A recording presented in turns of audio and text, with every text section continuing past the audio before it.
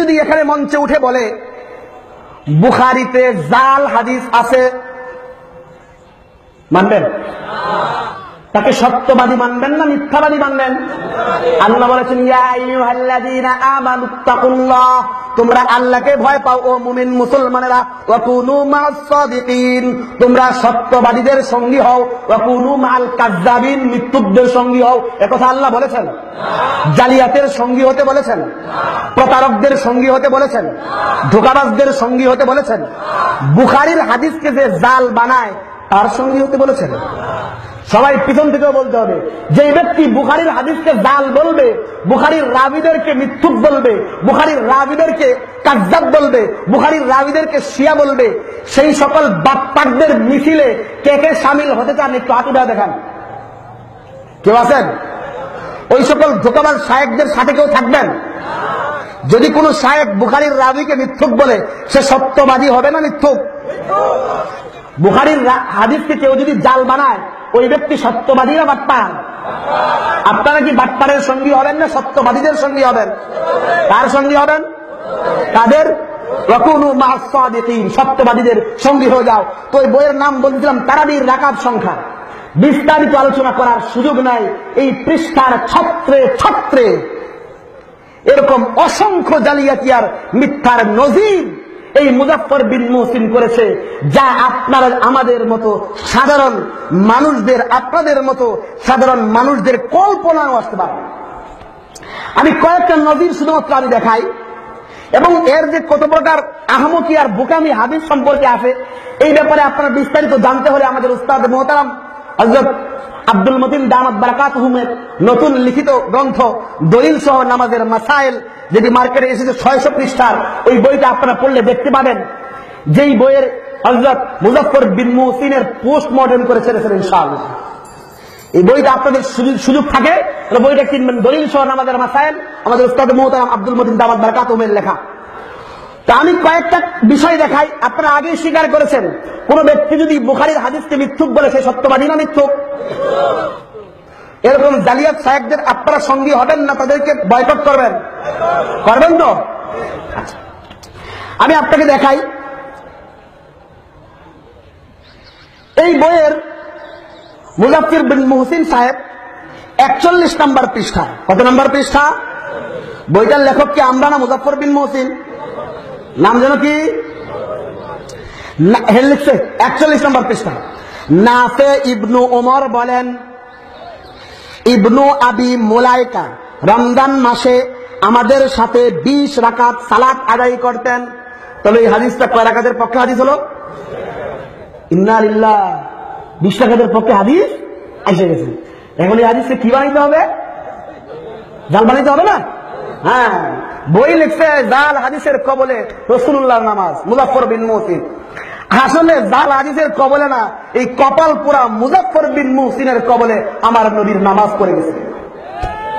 নবীর নামাজকে এই মুজাফফর বিন মুহসিন যেইভাবে ইচ্ছা সেইভাবে উপস্থাপন করে নাম দিছে আমাদের নামাজ নাকি জাল হাদিসের কবলে। আসলে জাল হাদিসের কবলে নবীজির নামাজ না, মুজাফফরের কবলে নবীজির নামাজ। কার কবলে? মুজাফফর বিন মুহসিনের কবলে। তো সে হাদিস আনলো হচ্ছে 20 রাকাতের।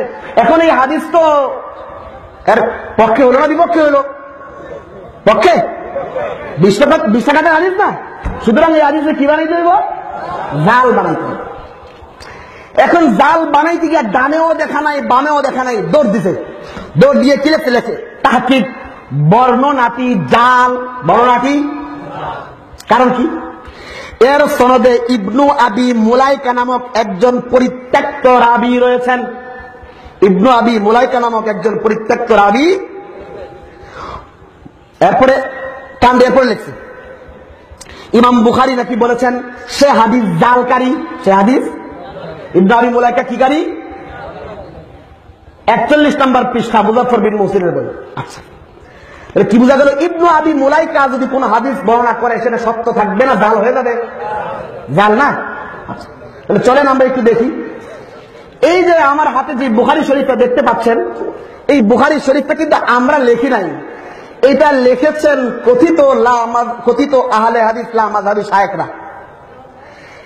তাওহীদ পাবলিকেশনসের বুখারী অনুবাদ করতে গিয়ে প্রথম নম্বর খণ্ডের শুরুতে ওরা লিখেছে যে এত বুখারী থাকতে নতুন বুখারীর অনুবাদ হলো কেন। এর কারণ লিখতে গিয়ে তারা লিখেছে যে ইতিপূর্বে অনুদিত বুখারী শরীফের অনুবাদের মাঝে মাযহাবী গোরামি প্রমাণ করার জন্য অসংখ্য জালিয়াতি আর মিথ্যার আশ্রয় নেওয়া হয়েছে।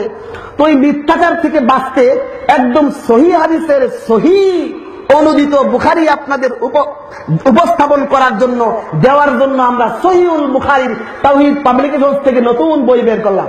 তাহলে এই বইটা আমরা বের করেছি না তারা বের করেছে? তাওহীদ পাবলিকেশনসের বুখারী। তাওহীদ পাবলিকেশনসের বুখারীর 2 নম্বর খণ্ডের 22 নম্বর পৃষ্ঠা। আমাদের অনুদিত বুখারী না লামাযহাবীদের? আচ্ছা, 22 নম্বর পৃষ্ঠায় মনে আছে তো ইবনে আবি মুলাইকাকে কি বলছে? পরিত্যক্ত, সে জাল হাদিস বর্ণনা করে। কি হাদিস বর্ণনা করে? 22 নম্বর পৃষ্ঠা ইমাম বুখারী রাহমাতুল্লাহ আলাইহি থেকে যে হাদিস এসেছে তার যে দীর্ঘ সনদ আছে এর এক জায়গায় ক্বালা আখবারানি আব্দুল্লাহ ইবনে উবাইদুল্লাহ ইবনে আবি মুলাইকা, ওই রাবী বলতেছেন যে আমার কাছে যিনি সংবাদ দিয়েছেন তার নাম আব্দুল্লাহ বিন উবাইদুল্লাহ বিন আবি মুলাইকা। অর্থাৎ এই হাদিসটা ইমাম বুখারী যার সনদে আনছেন এর মধ্যে কে আছেন? ইবনে আবি মুলাইকা। ইবনে আবি আর ইবনে আবি মুলাইকা যেন কি করে? কি হাদিস যেন বর্ণনা করে? সহিহ হাদিস বর্ণনা করে। তাহলে সহিহ হাদিস যেহেতু জাল হাদিস বর্ণনা করে তাহলে বুখারী শরীফের তাদের অনুদিত বুখারীর 22 নম্বর পৃষ্ঠার এই হাদিসটা সহিহ না জাল? কার বক্তব্য অনুযায়ী? আমাদের না মুজাফফর বিন মুহসিনের। তো যেই ব্যক্তি মুজাফফর বিন আর যেই ব্যক্তি বুখারীর হাদিসকে জাল বলে তাকে যেন কি ফতোয়া দিয়েছিলেন? সে সত্যবাদী না মৃত্যু? শায়েখ হবার যোগ্য না ডাস্টবিনে ফেলার যোগ্য? এদেরকে যারা শায়েখ বলে। আলাইকুম ওয়া রাহমাতুল্লাহ। আলহামদুলিল্লাহ আলহামদুলিল্লাহিল্লাযী রাফা'আস সামা বিলা ইমাদিন তারাউনাহা ওয়া জা'আলাল কমারা ওয়া সিরাজাম মুনীরা ওয়া সাল্লাল্লাহু আলা নাবিয়্যিনা মুহাম্মদ ওয়া আলা আলিহি ওয়া সাহবিহি ওয়া সাল্লামা তাসলিমান কাসীরা। আম্মা বা'দ। উপস্থিত সম্মানিত দিনদার ভাই ও বন্ধুগণ, প্রশংসা মহান আল্লাহ রাব্বুল আলামিনের জন্য যিনি আমাদেরকে সহিহ হাদিস ও জাল হাদিস চিনার জন্য তৌফিক দান করেছেন। দরুদ ও সালাম আমাদের প্রিয় নবী মুহাম্মদুর রাসূলুল্লাহ সাল্লাল্লাহু আলাইহি ওয়াসাল্লামের প্রতি, যিনি জাল হাদিস বর্ণনা করার ব্যাপারে আমাদেরকে কঠোরভাবে সতর্ক সাবধান করে গেছেন। আল্লাহুম্মা সাল্লি আলাইহি আল্লাহুম্মা বারিক আলাইহি। সম্মানিত উপস্থিতি, আজ আমি আপনাদের সামনে একটি অত্যন্ত গুরুত্বপূর্ণ বিষয় নিয়ে আলোচনা করব ইনশাআল্লাহ। বিষয়টি হলো শায়েখ মুজাফফর বিন মুহসিন হাফিজাহুল্লাহ এর লেখা তারাবিহের রাকাত সংখ্যা নামক বইয়ের মধ্যে উল্লেখিত একটি হাদিস নিয়ে লুৎফর রহমান ফরাজি সাহেব যে বিদ্যাকার করেছেন তার সত্যতা প্রমাণ করা। সম্মানিত উপস্থিতি, আমার এই আলোচনা লুৎফর রহমান ফরাজি সাহেব সহ অন্য কাউকে বা কোন গোষ্ঠীকে ছোট করা বা হ্যায় প্রতিপন্ন করার উদ্দেশ্যে নয়।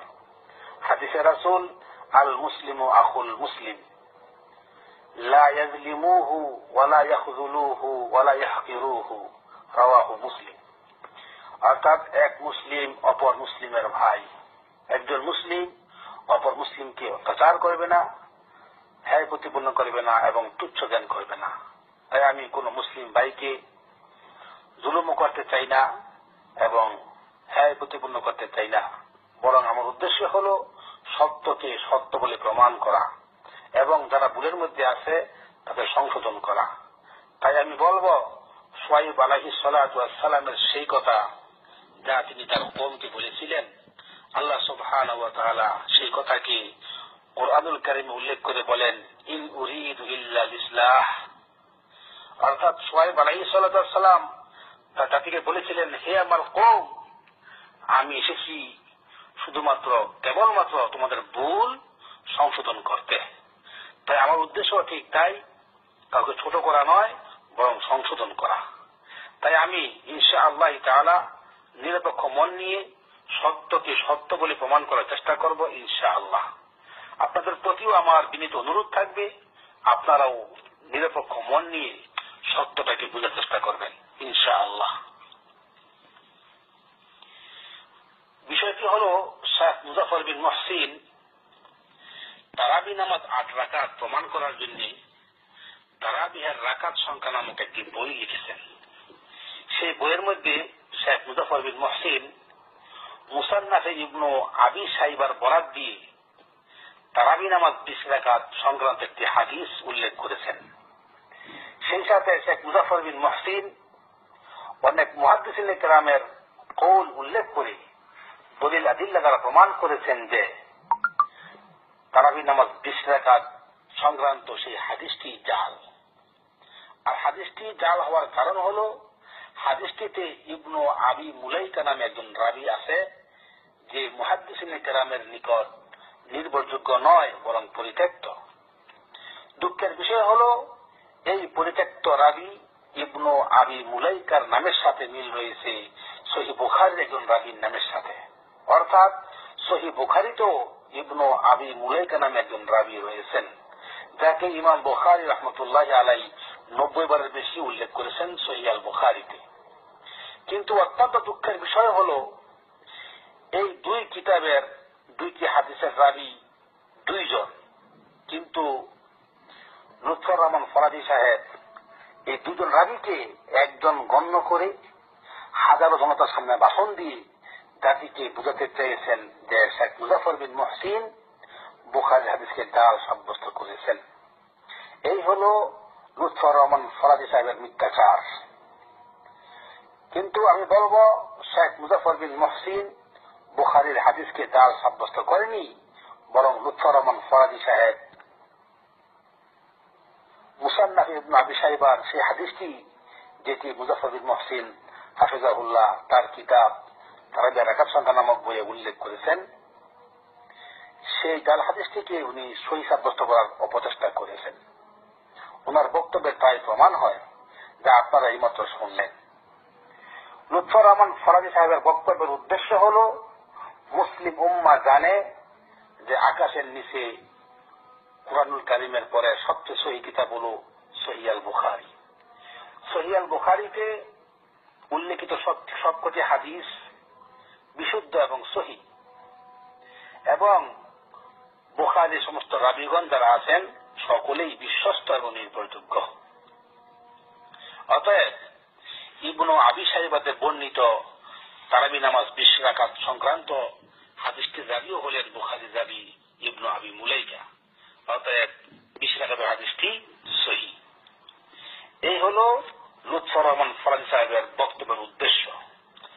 তো আসলে ব্যাপারটি কি তাই? নিশ্চয়ই না, কখনোই না।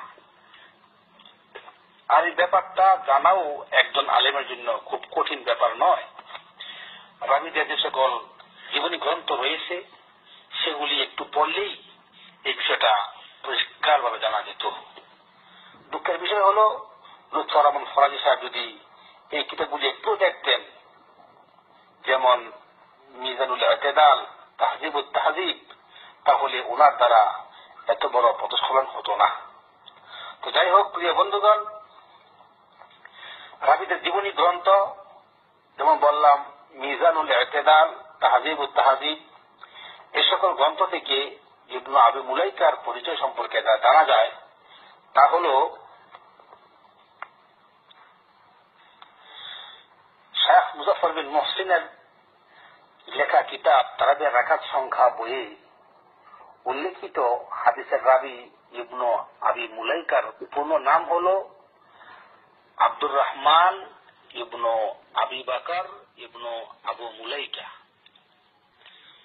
আর সহিহ আল বুখারীতে উল্লেখিত রাবীর পূর্ণ নাম হল আব্দুল্লাহ ইবনু উবাইদুল্লাহ ইবনু আবি মুলাইকা।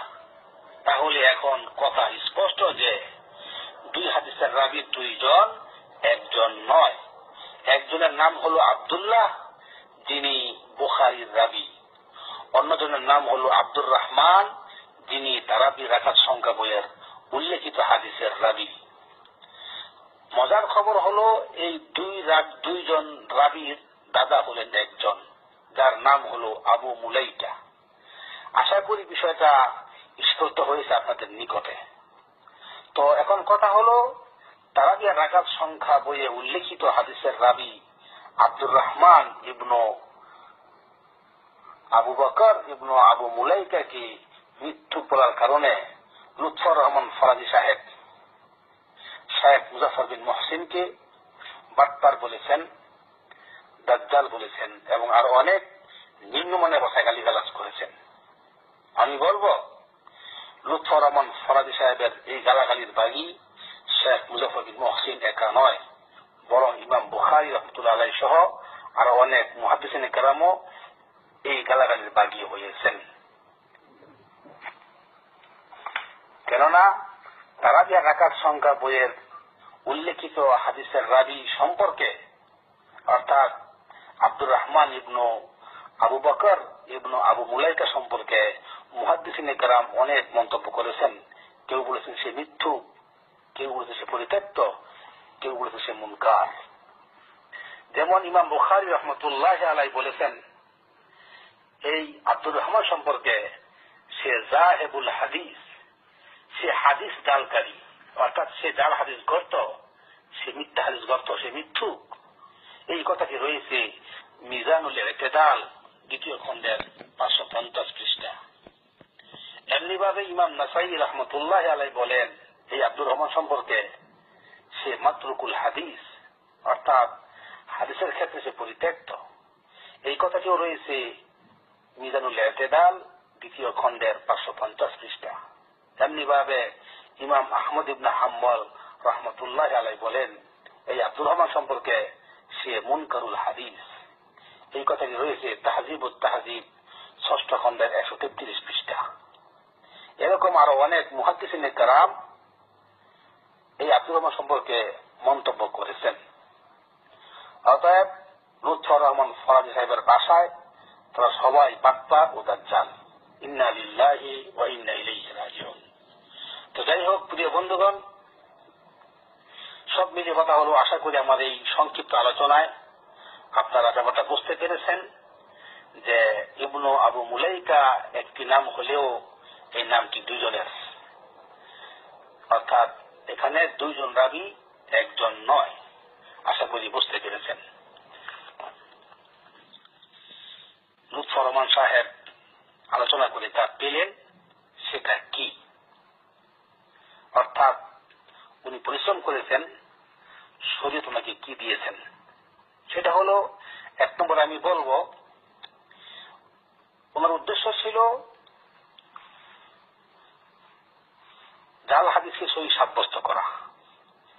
সেক্ষেত্রে উনি চেষ্টা করেছেন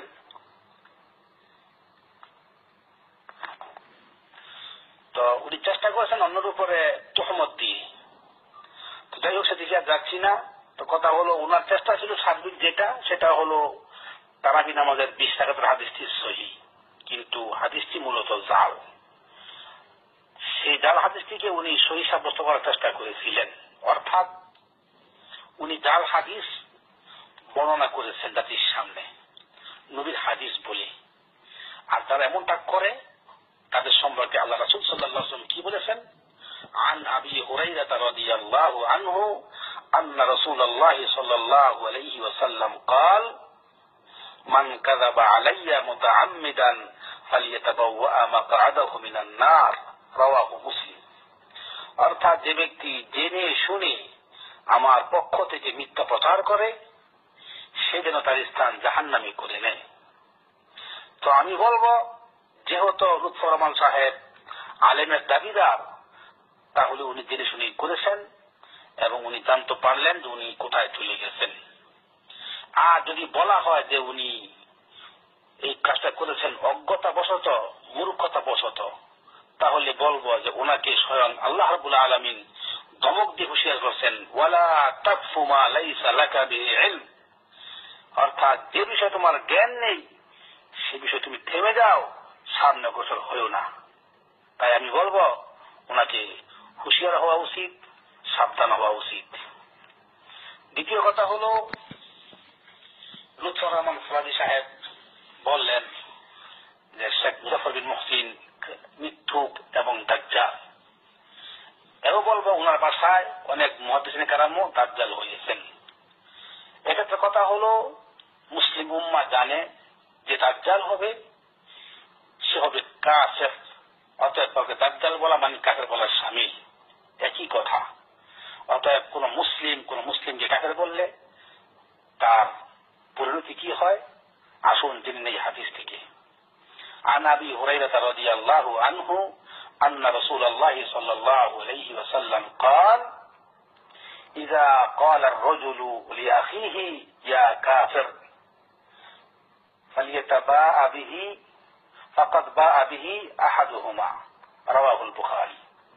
অর্থাৎ কোন মুসলিম যদি কোন অপর ভাইকে বলে হে কাফের, তাহলে যদি সে ব্যক্তি কাফের হয় সত্যিকার অর্থে, তাহলে তো ওকে চলে। আর যদি সে কাফের না হয়, তাহলে কুফরি তার দিকে ফিরে আসে, অর্থাৎ সে নিজে কাফের হয়ে যায়।